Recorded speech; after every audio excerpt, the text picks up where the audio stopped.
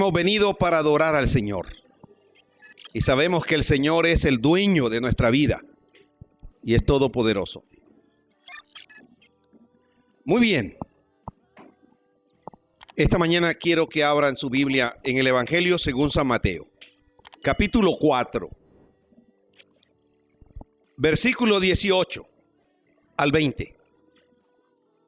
Mateo capítulo 4, versículo 18 al 20. Y el Señor bendiga también a los hermanos que están ahí en el primer piso de la iglesia, los niños que están en el tercero y los adolescentes.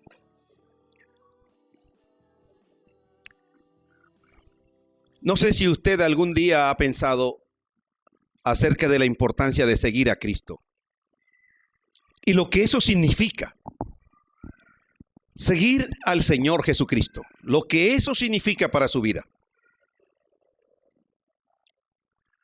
Y quiero empezar preguntándole a cada uno de ustedes, ¿usted es un seguidor de Cristo? ¿Qué significa seguir a Cristo? Quiero que piensen eso mientras abre su Biblia. ¿Es usted un seguidor de Cristo? Y ahora vamos a entrar un poquito más en detalles en esa pregunta. Capítulo 4 de Mateo, versículo 18. Andando Jesús junto al mar de Galilea,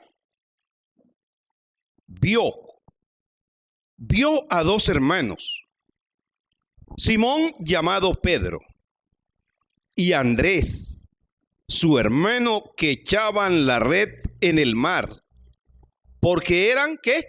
Pescadores. Y les dijo: venid en pos de mí, y os haré pescadores de hombres. Subraye eso, venid en pos de mí. Subráyelo. Entonces ellos, miren la respuesta de estos dos hombres. En ellos entonces, dejando al instante las redes, ¿qué dice la Biblia que hicieron? ¿Qué dice que hicieron? ¿Qué dice que hicieron? Le siguieron. Lean conmigo el versículo 20.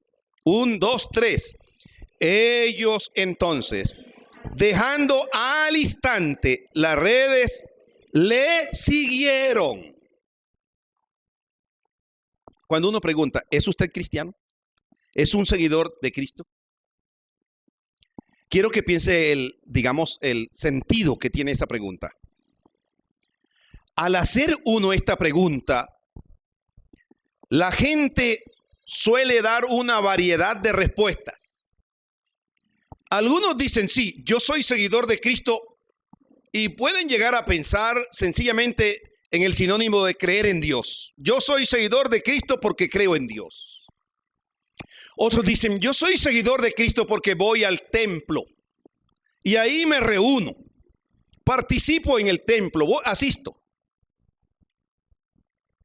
Otros dicen, yo soy seguidor de Cristo porque participo de la Santa Cena del Señor. Otros piensan que son seguidores de Cristo porque ofrendan. Yo ofrendo para ayudar y contribuir con las necesidades del templo. Otros piensan que son seguidores de Cristo porque oran en momentos de dificultad o de adversidad. O algunos, bueno, yo soy seguidor de Cristo porque no me manejo mal, me comporto como un cristiano. O como los religiosos, por eso soy un seguidor de Cristo. Pero quiero decirle, ninguna de esas opciones responde a la pregunta si verdaderamente somos seguidores de Cristo. Porque hay muchas cosas de esta que es mero activismo religioso, y eso no implica seguir a Cristo. Eso no implica eso. Aunque las actividades, las prácticas de los cristianos, venir a la iglesia, ofrendar, cantar, participar de la cena, eso es importante. Eso no garantiza que yo soy un verdadero seguidor de Jesucristo. No todos los que participan en ella son creyentes en Cristo. Para determinar si alguien sigue de verdad al Señor, debemos valernos de lo que la Biblia enseña. Y nos dice, entonces, ¿qué tenemos aquí en el capítulo 4, versículo 18 al 20? El llamado de Jesús a dos hermanos. Dice que andando Jesús, ¿por dónde andaba Jesús? ¿Por dónde andaba? Por la orilla, caminando junto al mar de Galilea. Andando Jesús. Era una costumbre de Jesús caminar por el mar, la orilla del mar. Y dice que él vio. Interesante eso. Porque es él el que realmente tomó la iniciativa y vio a dos hermanos. ¿Cómo se llamaban esos hermanos? ¿Cómo se llamaban? Simón o Pedro y Andrés, su hermano. Ahora ellos tenían un oficio determinado. ¿Cuál era el oficio? Eran pescadores. Así que Jesús se fijó en hombres que estaban ocupados, no en gente desocupada. Porque hay personas que dicen, el evangelio es para los que están sin oficio. Es para los desocupados. No, señor, el evangelio no es para desocupados. El evangelio es para gente comprometida con el Señor. Mientras el Señor Jesús caminaba a la orilla del mar de Galilea, llamó a Simón, Pedro y Andrés para que le siguieran. ¿Cuál fue la respuesta de ellos? Miren el versículo 20. Miren el versículo 20. En el versículo 20 dice, esta es la respuesta. Ellos entonces, después de escuchar a Jesús, después de oír la voz del Señor, ellos responden, ellos dejando al instante. En otra traducción dice, inmediatamente. Eso es como un adverbio, dejando al instante. Las redes, ¿qué dice que hicieron? Le siguieron. Siguieron tras sus pisadas. Así es que el Señor va delante de ellos. El Señor les dice, venid en pos de mí. En otras palabras, sigue detrás de mí. Así que un verdadero discípulo de Jesucristo es el que sigue al Señor Jesucristo. Un verdadero seguidor de Jesucristo es el que sigue a su maestro. ¿Qué implica seguir a Jesús? ¿Cuáles son las características, en primer lugar, de un seguidor de Cristo? ¿Cuáles son las características? Quiero mencionar algunas cosas. ¿Qué caracteriza a una persona que va tras las pisadas de Jesús? En primer lugar, una persona seguidora de Jesús es que ha nacido de nuevo. Una de las características de un creyente que sigue a Jesús es que ha nacido de nuevo. Ahora, ¿qué implica nacer de nuevo? Juan capítulo 3, versículo 3, dice, Jesús está hablando con un religioso que se llamaba, ¿cómo? Nicodemo. Este era un maestro, conocedor de las Escrituras, en otras palabras, un teólogo, el teólogo de su tiempo. Y fue a Jesús de noche, tal vez pensando en el qué dirán. Y al encontrarse con Jesús, dice que Jesús le dijo, Nicodemo, es necesario nacer de nuevo. Y en el versículo 3 de Juan 3:3 dice, de cierto te digo, le dice Jesús a él, el que no naciere de nuevo no puede ver el reino de Dios. Ahora bien, ese es el primer paso que debemos dar para ser seguidor de Cristo. Para una persona nacer de nuevo necesita tener un encuentro personal con Jesús, conocer a Jesús, arrepentirse, aceptar a Jesús en su vida como Señor y Salvador de su vida. Así que lo primero que usted y yo debemos tener en cuenta que debe caracterizar su vida y mi vida es que nosotros hemos de nacer de nuevo. Ahora, no es volver a nacer biológicamente, tal vez como pensó Nicodemo. El nuevo nacimiento es producido por el Espíritu Santo. El Espíritu Santo usa la palabra. Y el Señor transforma la vida de cada uno de nosotros por el poder de su palabra. Jesús dijo a sus discípulos que por la palabra ya vosotros estáis totalmente limpios. Así que una de las cosas que hace el Espíritu Santo es convencernos a nosotros. ¿Convencernos de qué? De pecado, de que somos pecadores. ¿De qué más nos convence?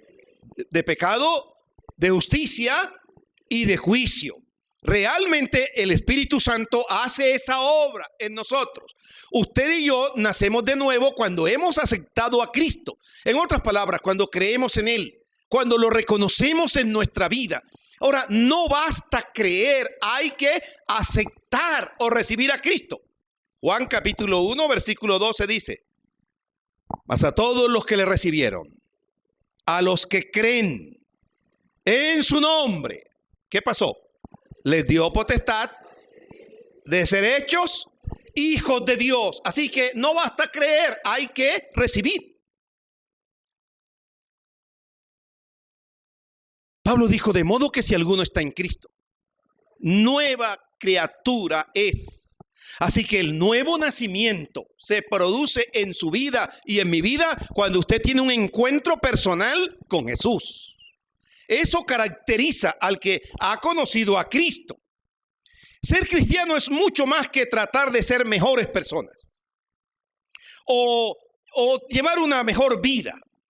Es una vida completamente nueva en el Espíritu Santo. El Espíritu Santo ha transformado su vida y mi vida. Ahora la Biblia dice que en nosotros debe reflejarse el fruto del Espíritu en tu vida y en mi vida. Entonces, lo primero que caracteriza a una persona seguidor de Cristo, ¿qué es? Que ha nacido de nuevo. Dígale eso al que tiene a su lado. Tu vida debe ser caracterizada porque has nacido de nuevo en Cristo. La segunda característica de un seguidor de Jesús es que tiene una vida de comunión con el Señor. Tiene una vida de comunión permanente con el Señor. En otras palabras, tiene una disciplina de oración con el Señor. No religiosamente, porque a diario necesitamos hablar con el Señor. Lucas capítulo 6, versículo 12. Dice: en aquellos días, Él fue al monte a orar y pasó la noche orando a Dios. ¿Quién hizo eso? Jesús. Dice que subió al monte. ¿Y qué dice que hizo? ¿A qué se dedicó? A orar. Ahora, Jesús era el Hijo de Dios.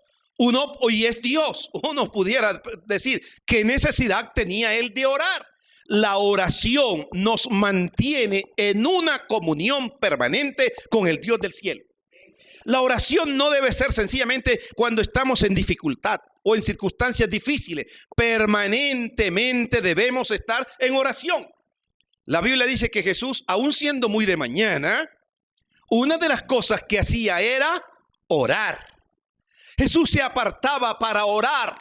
Y yo verdaderamente quiero animarle a usted esta mañana, mi estimado hermano que está aquí. Necesitamos hombres de oración, mujeres de oración, hombres que se dispongan a orar al Señor, en primer lugar, por una comunión permanente con Él. En segundo lugar, necesitamos orar los unos por los otros. Si usted no tiene la disciplina de oración, dígale: Señor, enséñame a orar, como los discípulos le dijeron a Jesús: enséñanos a orar. Enséñanos a orar. Enséñanos a orar. Enséñanos a orar. Necesitamos dedicar tiempo a la oración, así como Él lo hizo. Creo que esto es importante en nuestra vida. Y no es una oración religiosa. No, si Dios conoce todas las cosas de mi vida, ¿qué necesidad tengo yo de orar? Creo que la oración me lleva a tener una mayor intimidad con Él. ¿Cuántos queremos tener intimidad con Dios? Que Él nos escuche. En primer lugar, he dicho que una de las características de alguien que siga a Jesús, ¿qué es? ¿Cuál fue la primera característica? Que ha nacido de nuevo. Ahora, pastor, ¿cómo sé yo que he nacido de nuevo? los que hemos nacido de nuevo somos guiados por el Espíritu de Dios. Andamos en el Espíritu. Ahora, no como un zombie. No como por el aire. No. El que ha nacido de nuevo busca las cosas de arriba, a las que Dios le agrada. Las cosas que le agradan al Señor. Vive para el Señor. Honra al Señor. No tiene su corazón dividido en el mundo y en la iglesia. No. Quien ha conocido al Señor vive para el Señor. En segundo lugar, he dicho que debe caracterizar al creyente una vida ferviente de oración. Pero en tercer lugar, debe ser una persona que está atenta a oír la voz de Dios. Oye la voz de Dios. Debemos estar dispuestos a oír al Señor. En este tiempo hay muchas voces. Hay muchas voces. Está la voz de la conciencia. Está la voz del enemigo. Pero también está la voz de Dios. ¿Y cómo sé yo cuál es la voz de Dios? Creo que una forma de conocer la voz de Dios es a través de su palabra. Su palabra. Lea, por ejemplo, Mateo capítulo 17, versículo 5. Dice, mientras él aún hablaba, una nube de luz lo cubrió. Y he aquí, una voz desde la nube que decía, ¿qué decía esa voz? Este es mi Hijo amado en quien tengo complacencia. Y subraya esta última parte. A él oíd.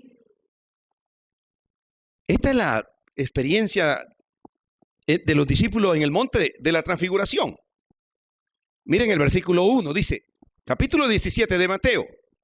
6 días después, Jesús tomó a Pedro, a Jacobo y a Juan, su hermano, y lo llevó aparte a un monte muy alto. Y se transfiguró delante de ellos. O sea, su aspecto cambió.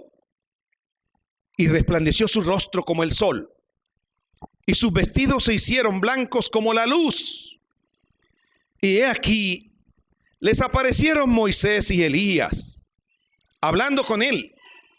Entonces Pedro dijo a Jesús, Señor, bueno es para nosotros que estemos aquí.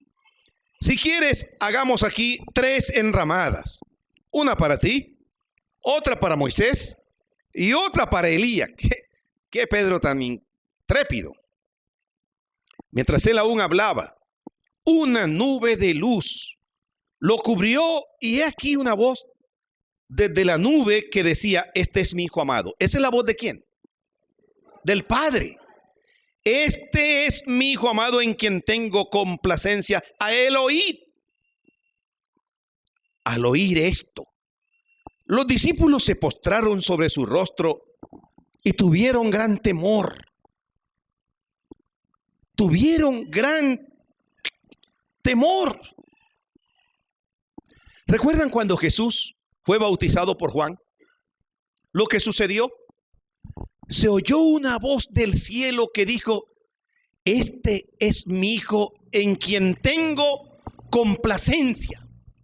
Ahora, el énfasis de la voz que se oyó aquí en la transfiguración, que es la voz de Dios Padre, es a quién debemos oír. ¿A quién debemos oír? A Jesús. A él oír.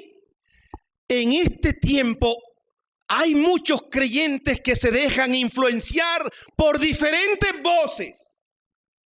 Son llevados por la comezón de oír y oír y oír. Y algunos prestando atención a cualquier viento de doctrina van tras ella y se apartan del Señor. Pero hoy hemos sido llamados por el Señor a oír su palabra, a oír su voz, a escucharle, a estar quietos y ver cómo Dios obra. Hay algunos hermanos que ya han perdido el anhelo de oír la voz de Dios.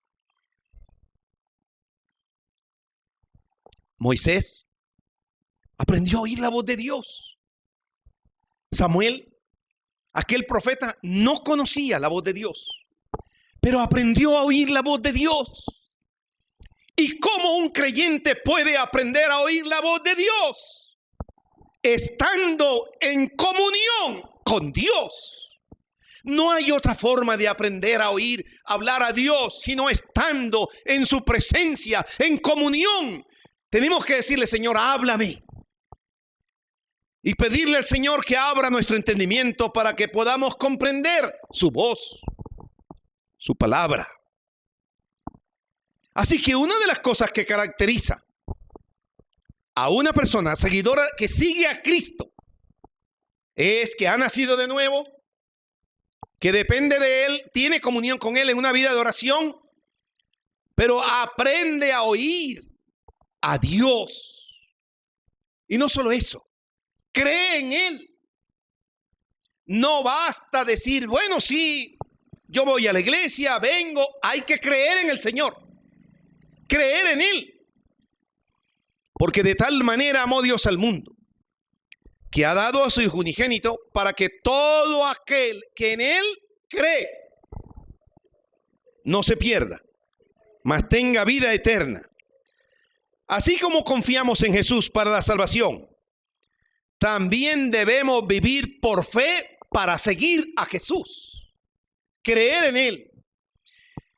En Hebreos capítulo 11, versículo 6, miren lo que dice. Hebreos, la carta a los Hebreos, capítulo 11, versículo 6. Pero sin fe es imposible agradar a Dios, porque es necesario que el que se acerca a Dios crea que le hay y que es galardonador de los que le buscan. Así que no simplemente es venir es importante, pero hay que creer, poder confiar en Él. Poder confiar en Él. Ahora escuchen, hay una fe fenomenológica. La fe fenomenológica es la fe que se mueve por vista. Hay gente que dice: yo creo si veo. Y hay gente que ha visto maravillas, como Dios ha obrado. Aquí hemos visto maravillas. Creo que el mayor milagro es la salvación de la vida de una persona. Pero ¿sabe qué? Hemos visto cómo Dios se ha glorificado en la vida de cada uno de nosotros. El hecho que usted esté aquí esta mañana es por la gracia de Dios y su misericordia. Pero sabe, hermano, no simplemente debemos seguir al Señor por lo que vemos. Algunos dicen: ay, pero hoy siento al Señor, hoy no siento al Señor. Algunos tienen una fe como de sentires.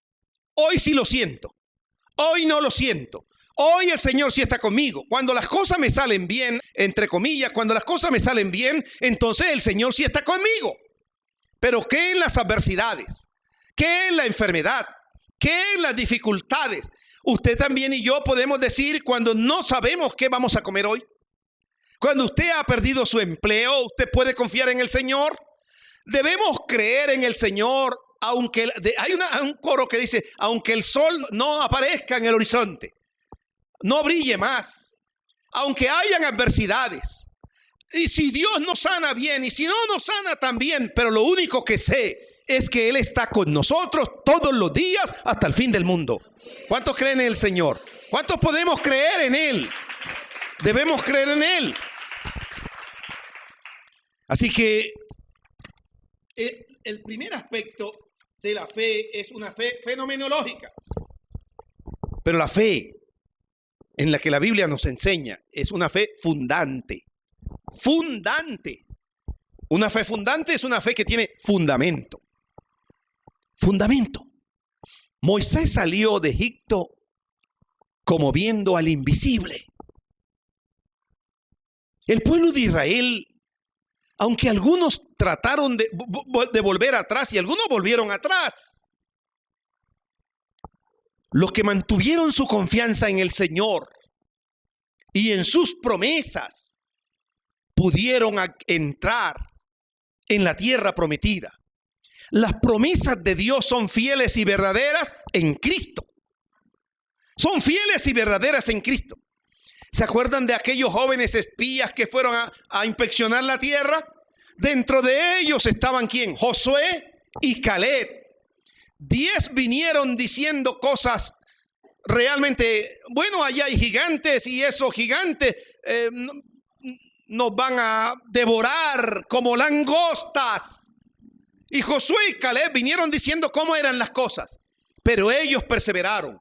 Pero ellos fueron fieles, pero ellos amaron a Dios. Caleb encontró gigantes en la tierra que se le había asignado, pero él perseveró en la promesa de Dios. No puso la mirada en los gigantes, puso la mirada en el Dios del cielo.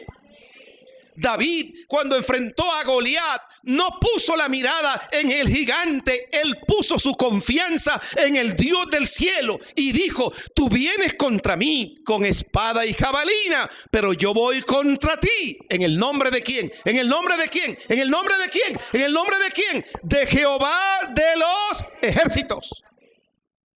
Y el nombre de Jehová de los ejércitos es más, digamos así, que la mera articulación de un nombre.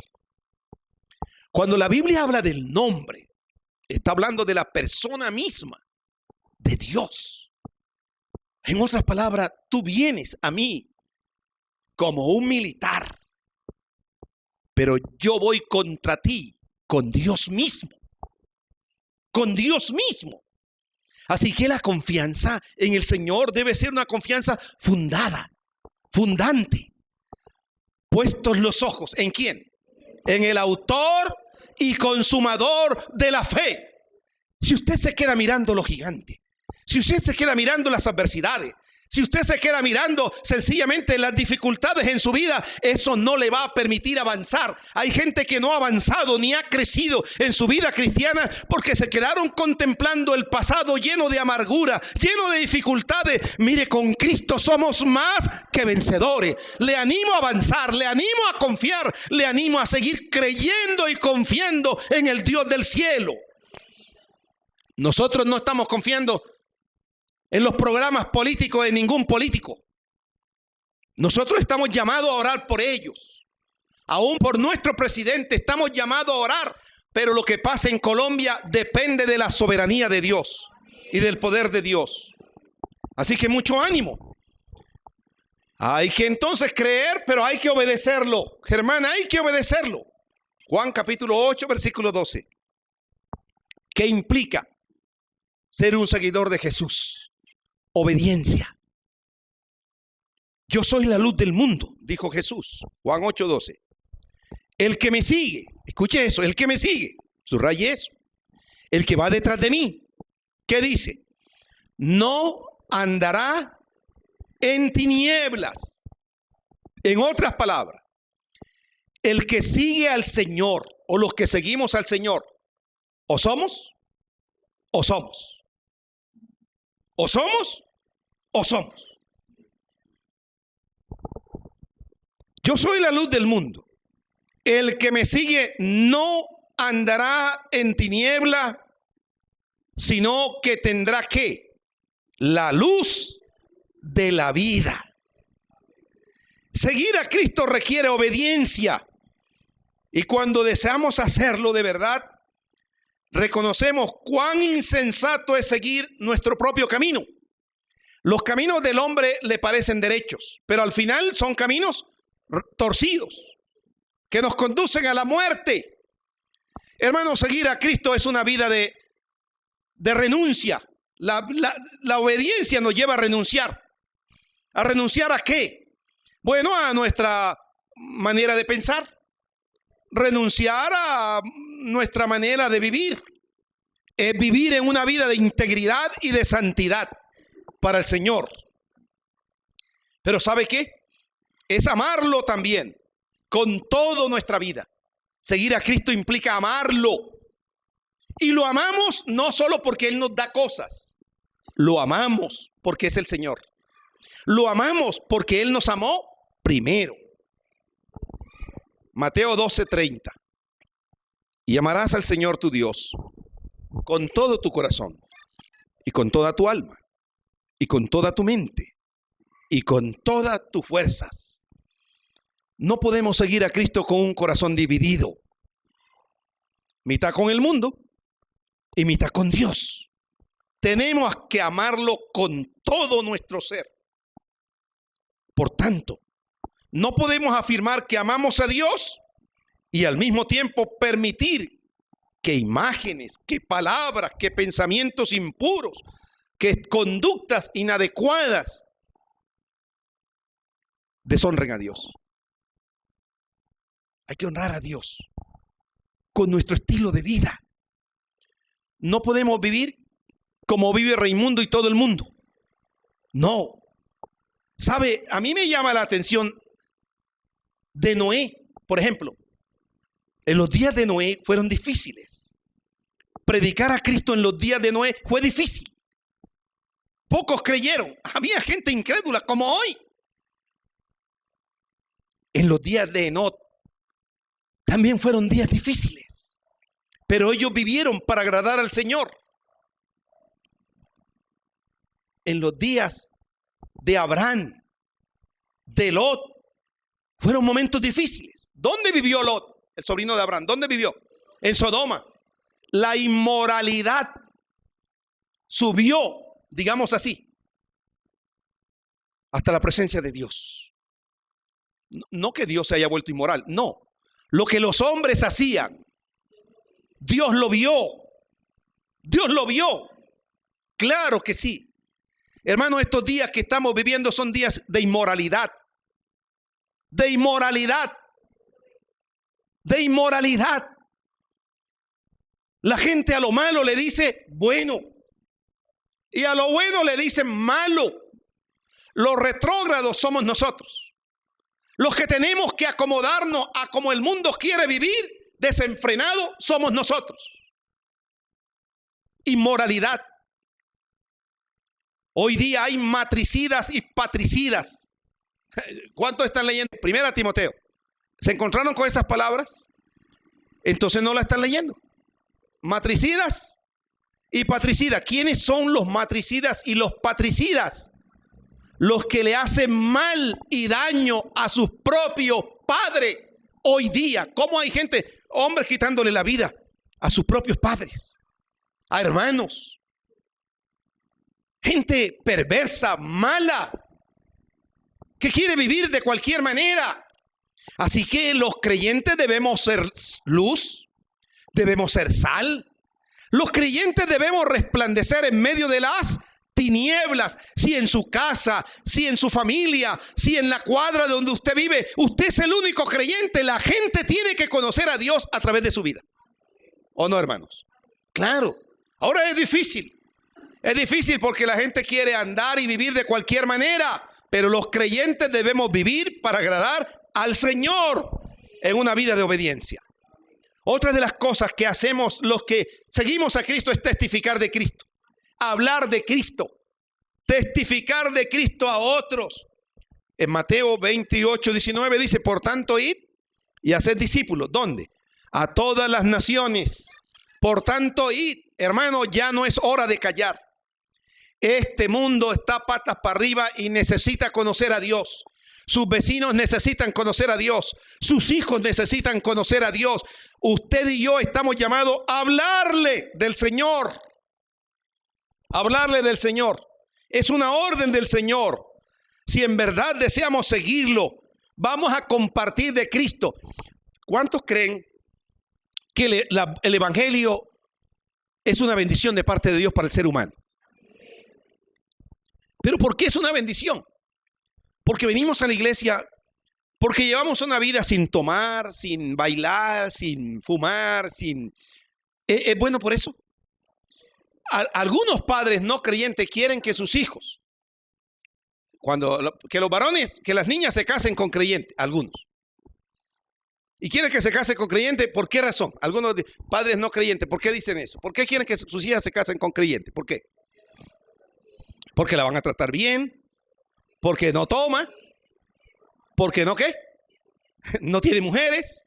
Mija, cásate con ese creyente, cásatelo. Consíguetelo, mija. Tú le guiñas el ojo, chichín, y ya. ¿Ah? Y muchos niños creyentes ponen los ojos en niñas no creyentes.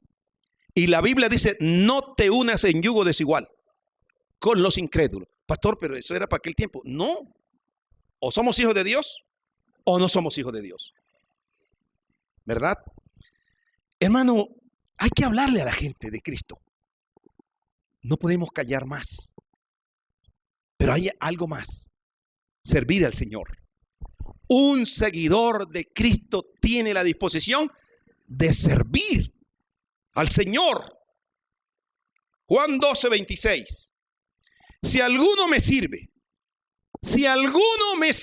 dice Jesús, ¿qué debe hacer? ¿Qué dice el texto? Sígame. Juan 12:26. Si alguno me sirve, sígame. ¿Cuántos queremos servir al Señor? Seguir al Señor. ¿Cuántos queremos seguir al Señor? ¿Cuántos queremos seguir al Señor? Y si queremos seguir al Señor, ¿qué está diciendo el Señor hoy? Que le sirvamos. Los que queremos seguir al Señor o los que seguimos al Señor, ¿qué debemos hacer? ¿Qué debemos hacer? Servir. ¿Y dónde voy a servir al Señor? Mire, a través de tu oficio, de tu profesión. Yo puedo servir al Señor en asuntos eclesiales. Puedo servir al Señor, pero usted sirve al Señor en el contexto donde Dios le ha puesto. Si como carpintero, como médico, como ingeniero, como qué más, como zapatero. Pero que si vas a ser el zapatero, como dijo Diomedes, que seas el mejor. Que seas honrado, que seas íntegro. Que mandaron a arreglar los zapatos y los entregues cuando dicen que si mandaron a hacer eres carpintero y mandaron a hacer ese mueble, no te comas la plata, hazle el trabajo a la persona. Bien hecho. Si eres tendero, no uses pesa falsa.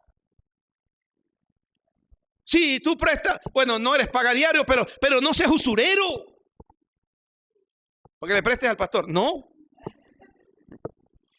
¿Ah? ¿Cómo le parece, hermano?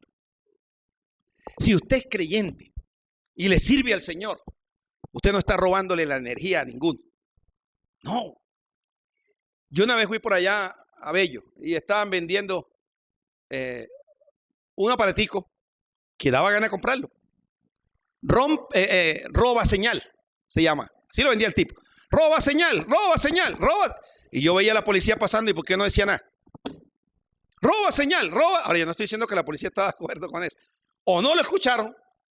Y yo me paré ahí. ¿Y eso para qué, señor?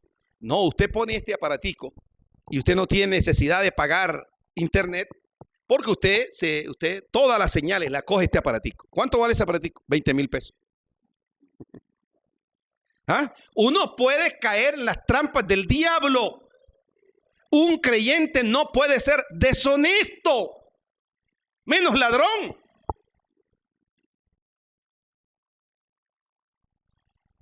Sufrir por el Señor.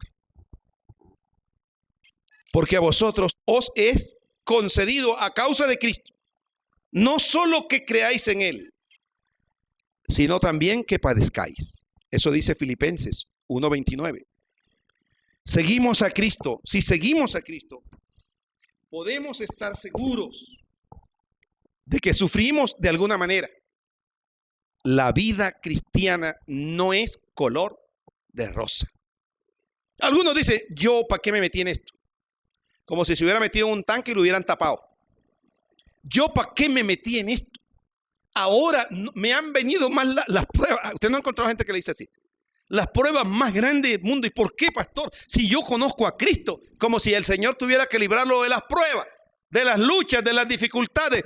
El cristiano ha de ser probado como el oro. El cristiano, aunque pase por las adversidades, no las va a pasar solo. El Señor pasa con ella o con él las adversidades. El Señor está con usted en medio de las adversidades. Dígale eso al que está a su lado. No llores, el Señor está contigo. Dígaselo, no llores, hermanita. No llores, Junior, no llores. Tanta lloradera.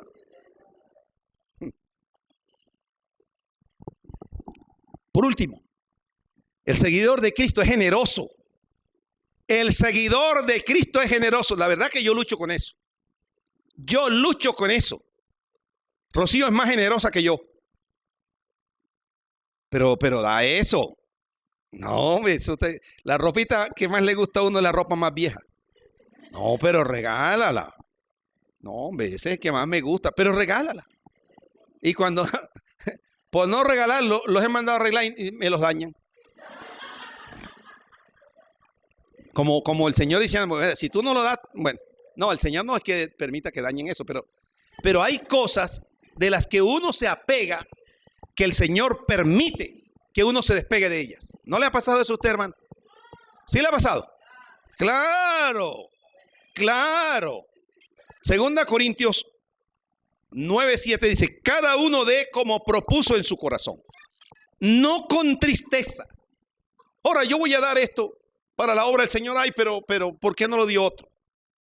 No con tristeza, ni por necesidad, porque Dios ama al dador alegre. Nosotros sabemos que hay que bendecir a las obras de Dios, tenemos iglesias hijas. Hay una iglesia hija en Amagá y hay una iglesia hija en Tierra Alta. Y la idea es quedarnos con 2 hijas apenas. No es como muchos jóvenes que se casaron y no quieren tener hijos. No, señor. Nosotros tenemos que alcanzar a los no alcanzados para Cristo. Y tenemos que ser generosos. No que esa obra no es de la confraternidad, pero le está sirviendo al Señor. Apoyemos esa obra. Apoyemos la obra que es de Dios. Allá hay un pastor, ¿verdad?, que necesita su familia apoyo. Necesitan comprar un terreno en Tierra Alta. Necesitan eso. Son hijos de nosotros. ¿Los vamos a dejar desamparados? No. Conforme Dios le bendiga a usted, apoye la obra aquí. O apoye la obra del Señor para nosotros poder bendecir a otros. A mí me alegró el jueves ver tocar a Giovanni y ver tocar a Carolina y a Santiago. Y hay otros, no teníamos antes ni quien tocar. Junior le daba una gripa y no venía. Ya se acabó la alabanza de la iglesia, pues. Pero ya no. Entonces vamos a invertir en los líderes de esta iglesia. Vamos a invertir en gente que vaya y se capacite en el seminario. Nosotros estamos de pastores, pero nosotros no somos sempiternos.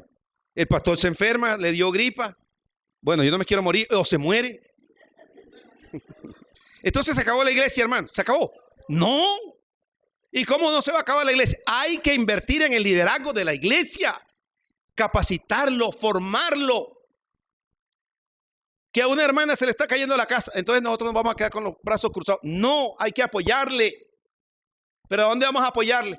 ¿De dónde vamos a apoyarle? La canasta está llorando, la canasta de amor llora todos los domingos y a nosotros se nos olvida. Le salen lágrimas. ¿Usted puede afirmar que sigue al Señor Jesús? ¿Por qué sí lo sigue? ¿O por qué no? ¿Cuál de esas características es la que más difícil le resulta a usted? ¿Cuál de esas, hermano? Bueno, algunos dirán, orar. Orar no es fácil. Orar cuesta. Pero debemos hacerlo. Obedecer cuesta. Pero hay que obedecer. ¿Cuál de esas características le es más difícil aceptar y poner en práctica? Esta mañana estamos dispuestos a que Dios obre en nuestra vida de manera que pueda ayudarnos para seguirle. Hay algo más. Jesús les dice que le sigan. ¿Y qué implica eso? Discipulado. Un discípulo es un seguidor de Jesús. Uno que se dedica en cuerpo y alma a aprender, a vivir y a pensar como el Señor. A hablar como Él habló. ¿Se acuerdan cuando Jesús lo prendieron? Y los discípulos estaban siguiéndole, algunos ahí en el patio donde tenían a Jesús. Y una mujer vio a Pedro y le dijo, tú eres uno de ellos. ¿Qué? ¿Yo? Eres uno de ellos porque hablas como Él, como ellos. Yo. Sí, tú. El que conoce a Cristo habla, anda y vive como Cristo. Ahora, ¿y cómo habló Cristo? ¿Cómo vivió Cristo? Que el Señor nos ayude. Vamos a colocarnos en pie. Realmente, una de las cosas con las que yo lucho es con la generosidad. Y Dios ha sido generoso con nosotros. Si Dios nos ha dado tanto, hermano, nada de lo que trajimos a este mundo nos vamos a llevar. Así que ahora vaya a su casa, mire su closet y vea la ropa. Ay, pastor, tú también tienes que mirar. ¿Y qué cosa hay que sacar? ¿Qué cosa hay que compartir con otros, verdad? Cierre sus ojos.